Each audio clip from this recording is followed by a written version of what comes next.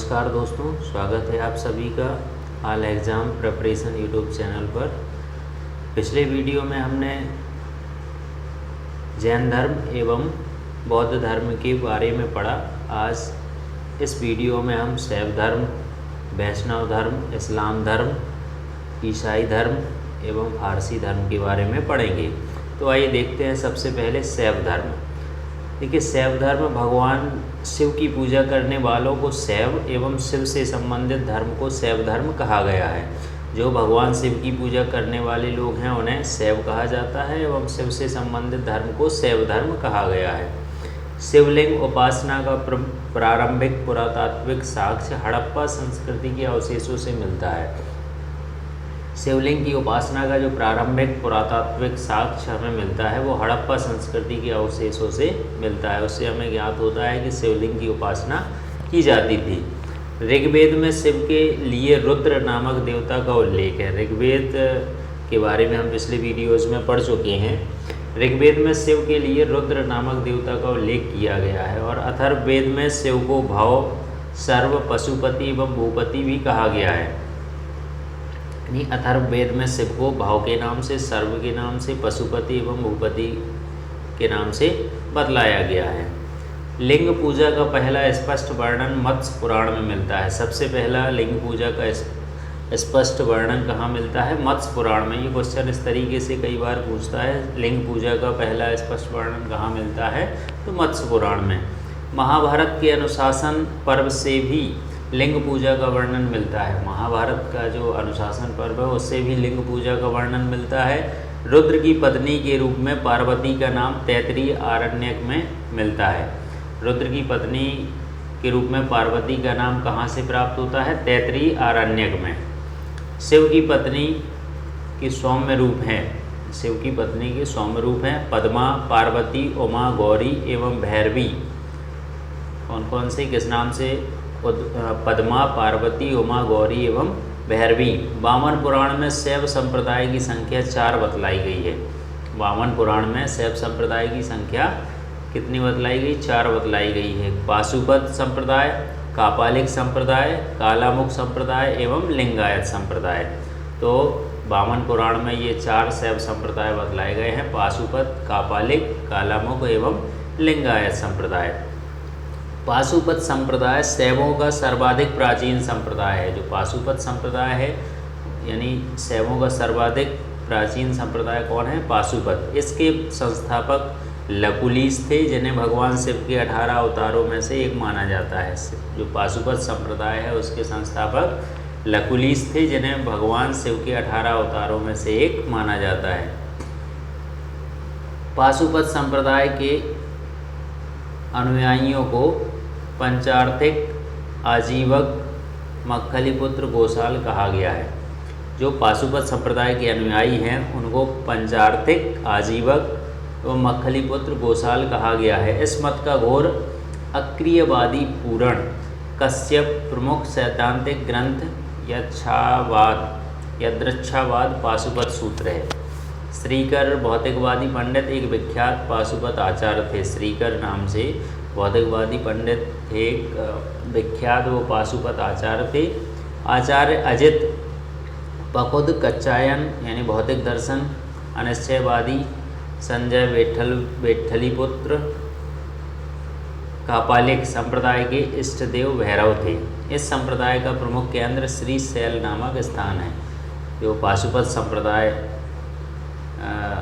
इसके जो कापालिक संप्रदाय के इष्टदेव भैरव थे और इनका संप्रदाय, इस संप्रदाय का प्रमुख केंद्र श्रीशैल नामक स्थान है। तो इस प्रकार पाशुपत संप्रदाय के अनुयायियों को पंचार्थिक या आजीवक, मक्खलीपुत्र, गोसाल कहा गया है। इस मत का घोर अक्रियवादी पूरण कश्यप प्रमुख सैद्धांतिक ग्रंथ यदृच्छावाद पाशुपत सूत्र है। श्रीकर इनका नाम है। भौतिकवादी पंडित एक विख्यात पाशुपत आचार्य थे ये। और आचार्य अजित पकुद कच्चायन भौतिक दर्शन, अनिश्चयवादी संजय एवं वेठलीपुत्र ये थे। और कापालिक संप्रदाय के इष्टदेव भैरव थे। इस संप्रदाय का प्रमुख केंद्र श्रीशैल नामक स्थान है।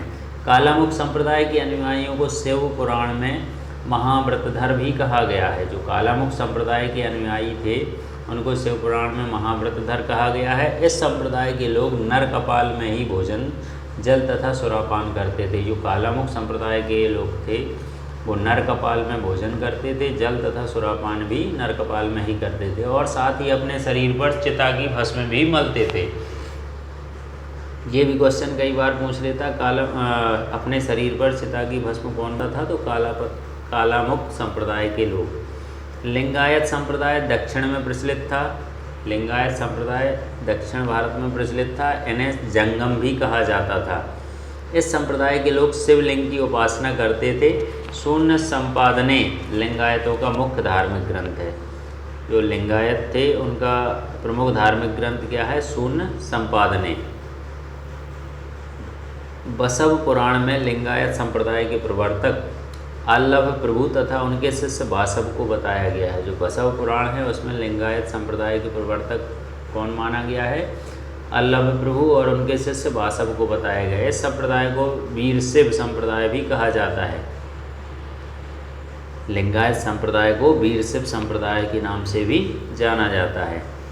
10वीं शताब्दी में मत्स्येंद्र नाथ ने नाथ संप्रदाय की स्थापना की। 10वीं शताब्दी में मत्स्येंद्र नाथ ने किस संप्रदाय की स्थापना की, नाथ संप्रदाय की स्थापना की। इस संप्रदाय का व्यापक प्रचार प्रसार बाबा गोरखनाथ के समय में हुआ। दक्षिण भारत में शैव धर्म चालुक्य, राष्ट्रकूट, पल्लव एवं चोलों के समय लोकप्रिय रहा। दक्षिण भारत में शैव धर्म चालुक्य राजाओं के समय, राष्ट्रकूट राजाओं के समय एवं पल्लव तथा चोल राजाओं के समय लोकप्रिय रहा। पल्लव काल में शैव धर्म का प्रचार प्रसार नायनारों द्वारा किया गया।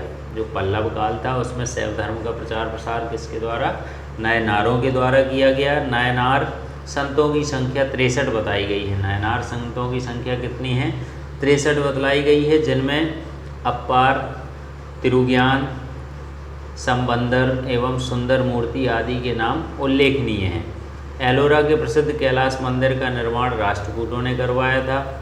एलोरा के जो प्रसिद्ध कैलाश मंदिर हैं उनका निर्माण राष्ट्रकूटों ने करवाया था। चोल शासक राजराज प्रथम ने तंजौर में प्रसिद्ध राजराजेश्वर शैव मंदिर का निर्माण भी करवाया। जो चोल शासक राजराज प्रथम थे उन्होंने तंजौर में प्रसिद्ध राजराजेश्वर शैव मंदिर का निर्माण करवाया, जिन्हें बृहदीश्वर मंदिर के नाम से भी जाना जाता है। इन्हें किस नाम से जाना जाता है, बृहदीश्वर मंदिर के नाम से जाना जाता है। कुषाण शासकों की मुद्राओं पर शिव एवं नंदी का एक साथ अंकन प्राप्त होता है। कुषाण शासकों की मुद्राओं पर शिव एवं नंदी का एक साथ अंकन प्राप्त होता है। शिव नंदी का एक साथ अंकन किन की मुद्राओं पर प्राप्त होता है, कुषाण शासकों की मुद्राओं पर प्राप्त होता है। अब इसके बाद हम जिस वैष्णव धर्म के बारे में पढ़ेंगे, तो आइए देखते हैं वैष्णव धर्म। वैष्णव धर्म के विषय में प्रारंभिक जानकारी उपनिषदों से मिलती है। वैष्णव धर्म के बारे में सबसे पहले हमें जानकारी कहाँ से प्राप्त होती है, उपनिषदों से। इसका विकास भागवत धर्म से हुआ है। जो वैष्णव धर्म है इसका विकास कहाँ से हुआ, भागवत धर्म से। नारायण के पूजक, जो नारायण भगवान विष्णु के पूजक हैं, वो मूलतः पंचरात्र कहे जाते थे। उन्हें क्या कहा जाता था, नारायण के पूजकों को पंचरात्र कहा जाता था। वैष्णव धर्म के प्रवर्तक कृष्ण थे, जो वृषण कबीले के थे और जिनका निवास स्थान मथुरा था। जो वैष्णव धर्म के प्रवर्तक थे वो कौन थे, कृष्ण थे, जो वृषण कबीले के थे और जिनका निवास स्थान मथुरा था। कृष्ण का उल्लेख सर्वप्रथम छंदोग्य उपनिषद में देवकी पुत्र और अंगिरस के शिष्य के रूप में हुआ। कृष्ण का उल्लेख सबसे पहले छंदोग्य उपनिषद में मिलता है, इसके रूप में देवकी पुत्र और अंगिरस के शिष्य के रूप में। वासुदेव कृष्ण का सबसे प्रारंभिक अभिलेखीय उल्लेख वेशनगर स्तंभ अभिलेख में भी पाया गया है। वासुदेव और कृष्ण का सबसे पहला प्रारंभिक अभिलेखीय उल्लेख कहाँ, वेशनगर स्तंभ के अभिलेख में पाया गया है। विष्णु के 10 अवतारों का उल्लेख मत्स्य पुराण में मिलता है। विष्णु के 10 अवतारों का उल्लेख किस पुराण में मिलता है, मत्स्य पुराण में। 10 अवतार इस प्रकार हैं, पहला मत्स्य, दूसरा कूर्म, वराह, नरसिंह, वामन, परशुराम, राम, बलराम, बुद्ध एवं कल्कि।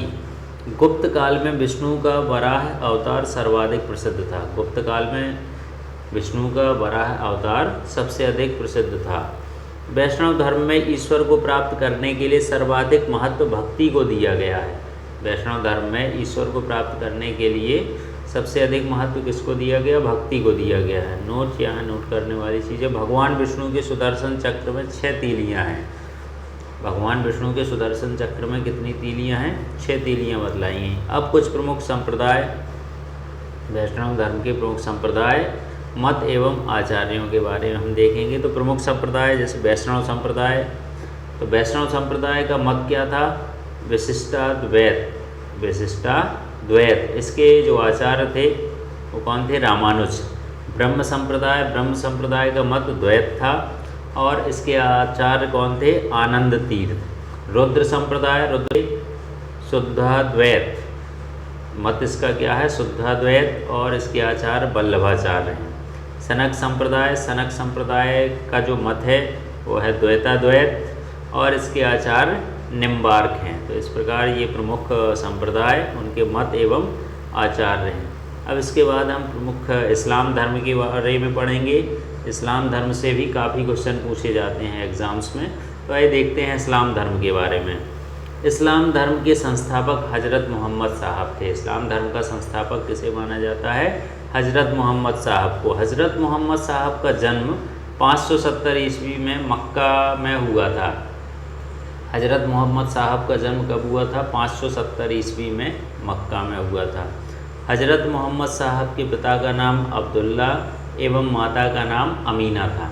हज़रत मोहम्मद साहब के पिता का नाम क्या था? अब्दुल्ला एवं माता का नाम अमीना था। हज़रत मोहम्मद साहब को 610 ईस्वी में मक्का के पास हीरा नामक गुफा में ज्ञान की प्राप्ति हुई थी। जो हज़रत मोहम्मद साहब थे उनको 610 ईस्वी में मक्का के पास हीरा नामक गुफा का नाम भी कई बार पूछ लिया जाता है, तो हीरा नामक गुफा में ज्ञान की प्राप्ति हुई थी। 24 सितंबर 622 ईस्वी को पैगंबर के मक्का से मदीना की यात्रा इस्लाम जगत में मुस्लिम संवत या हिजरी संवत के नाम से जाना जाता है। 24 सितंबर 622 ईस्वी को पैगंबर के मक्का से मदीना की यात्रा की गई।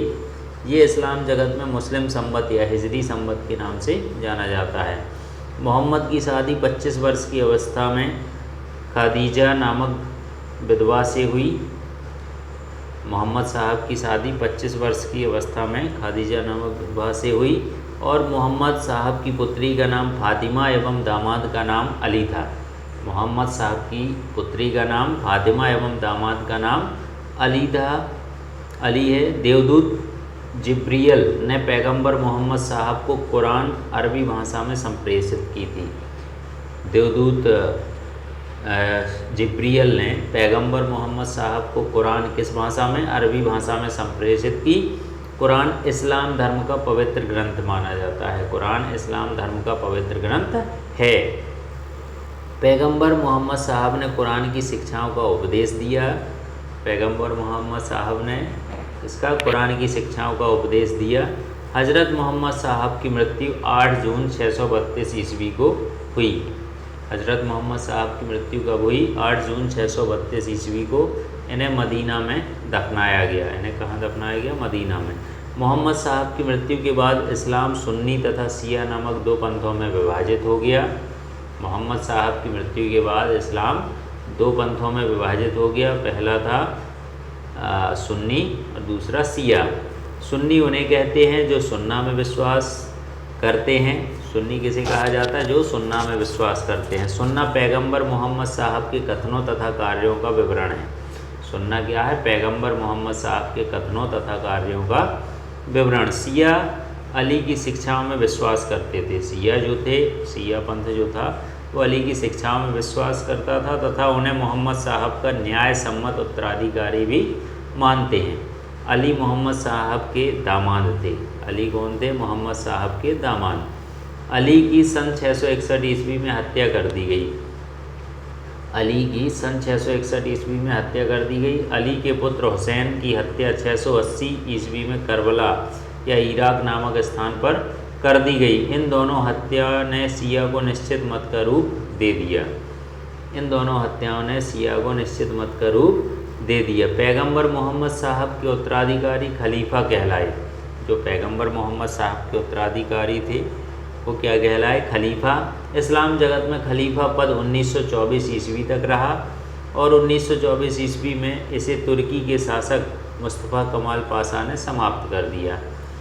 ये जो खलीफा का पद था ये 1924 तक रहा और 1924 में तुर्की के शासक मुस्तफ़ा कमाल पाशा ने इसे समाप्त कर दिया। इब्न ईसाक ने सर्वप्रथम पैगंबर साहब का जीवन चरित्र लिखा। किसने लिखा सर्वप्रथम पैगंबर साहब का जीवन चरित्र? इब्न ईसाक ने। मोहम्मद साहब पैगंबर के जन्मदिन पर ईद मिलाद उन नबी पर्व मनाया जाता है। तो मोहम्मद साहब पैगंबर हैं, उनके जन्म दिवस पर ईद मिलाद उन नबी पर्व मनाया जाता है। भारत में सर्वप्रथम इस्लाम का आगमन अरबों के जरिए हुआ था। भारत में सर्वप्रथम इस्लाम का आगमन किसके माध्यम से हुआ? अरबों के माध्यम से। 712 ईस्वी में अरबों ने सिंध जीत लिया और सबसे पहले भारत में इसी भाग में इस्लाम एक महत्वपूर्ण धर्म बना। 712 ईस्वी में अरबों ने सिंध जीता और सबसे पहले भारत के इसी भाग में सिंध प्रांत में इस्लाम धर्म एक महत्वपूर्ण धर्म बना। नमाज के दौरान मुसलमान मक्का की तरफ मुँह करके खड़े होते हैं। भारत में मक्का पश्चिम की ओर पड़ता है। मक्का की ओर की दिशा को किबला कहा जाता है। नमाज के दौरान मुसलमान मक्का की तरफ मुँह करके खड़े होते हैं। चूँकि भारत में मक्का पश्चिम की ओर पड़ता है इस वजह से मक्का की ओर की दिशा को मक्का की ओर की जो दिशा है उसे किबला कहा जाता है। इसके बाद हम ईसाई धर्म के बारे में पढ़ेंगे। ईसाई धर्म के संस्थापक ईसा मसीह हैं और ईसाई धर्म का प्रमुख ग्रंथ बाइबल है। ईसाई धर्म के संस्थापक कौन है? ईसा मसीह। और ईसाई धर्म का प्रमुख ग्रंथ बाइबल है। ईसा मसीह का जन्म जेरूसलम के निकट बैथलहम नामक स्थान पर हुआ था। जो ईसा मसीह हैं उनका जन्म जेरूसलम के निकट बैथलहम नामक स्थान पर हुआ। ईसा के जन्म दिवस को क्रिसमस के रूप में मनाया जाता है। ईसा मसीह के जन्म दिवस को क्रिसमस के रूप में मनाया जाता है। ईसा मसीह के माता का नाम मैरी और पिता का नाम जोसेफ है। ईसा मसीह के माता का नाम क्या है? मैरी एवं पिता का नाम जोसेफ है। ईसा ने अपने जीवन के प्रथम 30 वर्ष एक बढ़ई के रूप में बैथलहम के निकट नाजरेत में बिताए। ईसा ने अपने जीवन के प्रथम 30 वर्ष एक बढ़ई के रूप में बैथलहम के निकट नाजरेत में बिताए। ईसा मसीह को सूली पर रोमन गवर्नर पोंटियस ने चढ़ाया। ये याद रखने वाली चीज़ है। ईसा मसीह को सूली पर किसने चढ़ाया? रोमन गवर्नर पोंटियस ने चढ़ाया। ईसा मसीह को 33 ईस्वी में सूली पर चढ़ाया गया। ईसा मसीह को 33 ईस्वी में सूली पर चढ़ाया गया। ईसा मसीह के 2 शिष्य थे, एंड्रूस एवं पीटर। ईसा मसीह के 2 शिष्य थे, एंड्रूस एवं पीटर। ईसाई धर्म का सबसे पवित्र चिन्ह क्रॉस है। ईसाई धर्म का सबसे पवित्र चिन्ह क्या है? क्रॉस है। ईसाई तृत्व में विश्वास रखते थे। ईसाई तृत्व में विश्वास रखते थे। वे हैं ईश्वर पिता, ईश्वर पुत्र या ईसा, जिन्हें ईसा कहा जाता है, ईश्वर पवित्र आत्मा। ईश्वर पिता, ईश्वर पुत्र, ईश्वर पवित्र आत्मा। ईश्वर पिता, ईश्वर पुत्र, ईश्वर पवित्र आत्मा। नोट करने वाली चीज़ है, 12वीं शताब्दी में फ्रांस में आरंभिक भवनों की तुलना में अधिक ऊंचे व हल्के चर्चों के निर्माण प्रारंभ हुए। 12वीं शताब्दी में फ्रांस में आरंभिक भवनों की तुलना में अधिक ऊंचे व हल्के चर्चों के निर्माण प्रारंभ हुए। वास्तुकला की यह शैली गोथिक नाम से जानी जाती है। ये जो वास्तुकला की शैली है ये गोथिक नाम से जानी जाती है। इस वास्तुकलात्मक शैली के सर्वोत्कृष्ट उदाहरणों में एक पेरिस का नॉट्रे-डेम चर्च भी है। इन वास्तुकलात्मक शैली के सर्वोत्कृष्ट उदाहरणों में एक पेरिस का नॉट्रे-डेम चर्च है। तो एक अंतिम हम पारसी धर्म के बारे में देखेंगे। पारसी धर्म से भी क्वेश्चन कई बार पूछ लिया जाता है। पारसी धर्म के पैगंबर जरथुस्त्र ईरानी थे। ये जो पारसी धर्म के पैगंबर थे वो थे जरथुस्त्र, ये ईरानी थे। इनकी शिक्षाओं का संकलन जैन अवेस्ता नामक ग्रंथ में है। जो पारसी धर्म की शिक्षाएं हैं वो जैन अवेस्ता नामक ग्रंथ में है, जो पारसियों का धार्मिक ग्रंथ है। इनकी मूल शिक्षा का सूत्र है सद्विचार, सद्वचन तथा सत्कार्य। इनकी जो मूल शिक्षा का सूत्र है वो क्या है? सद्विचार, सद्वचन तथा सत्कार्य। इसके अनुयायी एक ईश्वर अहुर को मानते हैं। इनके जो अनुयायी हैं पारसी धर्म के वो एक ईश्वर या अहुर को मानते हैं। धर्म के अनुयायियों को अग्नि पूजक भी कहा जाता है। इस धर्म के जो अनुयायी हैं वो अग्नि पूजक भी कहे जाते हैं। तो इस प्रकार आज हमने प्रमुख महत्वपूर्ण धर्मों के बारे में पढ़ा। जैन धर्म एवं बौद्ध धर्म के बारे में पिछले वीडियो में कवर किया गया। इसमें हमने शैव धर्म के बारे में, वैष्णव धर्म के बारे में, इस्लाम धर्म के बारे में, ईसाई धर्म के बारे में एवं पारसी धर्म के बारे में पढ़ा। ऑब्जेक्टिव टाइप क्वेश्चन की अपेक्षा वन लाइनर क्वेश्चंस को अगर हम पढ़ें वो ज़्यादा बेटर तरीके से लर्न रहते हैं। तो इस तरीके से आज हमने महत्वपूर्ण चीज़ों को पढ़ा। धन्यवाद।